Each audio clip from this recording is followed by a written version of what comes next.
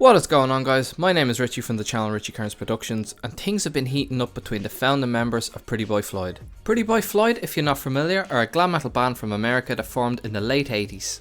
They managed to gather a cult following of fans and to this day still have respect and notoriety within the scene.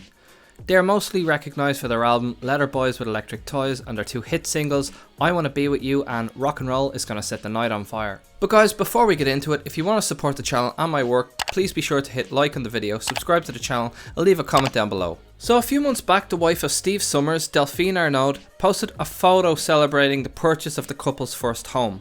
A modest but really nice looking dwelling, and at face value a very wholesome and innocent post. But not long after this, Christy Majors threw up a post of his own across all of his social medias, explaining that he's not being paid his agreed upon 50% that he's supposed to be getting from everything earned and sold under the name Pretty Boy Floyd.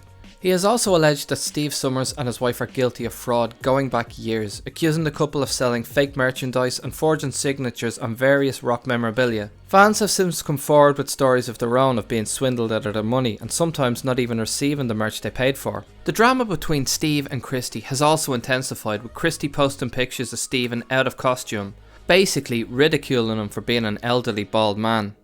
Christy has recently taken this roasting a step further, making memes comparing Steve to the actor Vincent Schiavelli.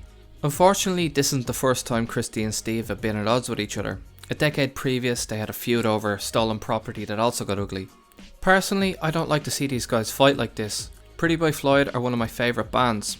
They're one of the few bands in the genre that flew the flag for real rockers. They sang about what our culture is all about and why it's so good. They also sang about the prejudices our community faced. Not many bands did that, and not many bands do that even now. They had so many good, relatable songs, and it's a shame that there's never going to be anything new. Sadly, the situation only seems to be getting worse as Christy is actively taking legal action for damages and lost revenue, which, if he is successful, could see Steve and his wife behind bars for a very long time. And as much as I would love to see Steve and Christy bury the hatchet and work all this stuff out, I don't think it's going to happen. Currently, Steve is touring under the name Pretty Boy Floyd with new members, but this is more than likely the last tour this brand will ever see. Guys, I'd love to know what you think of the whole situation. Are you Team Christy? Are you Team Steve? Or are you somewhere in the middle? Let me know in the comments, and thanks very much for watching.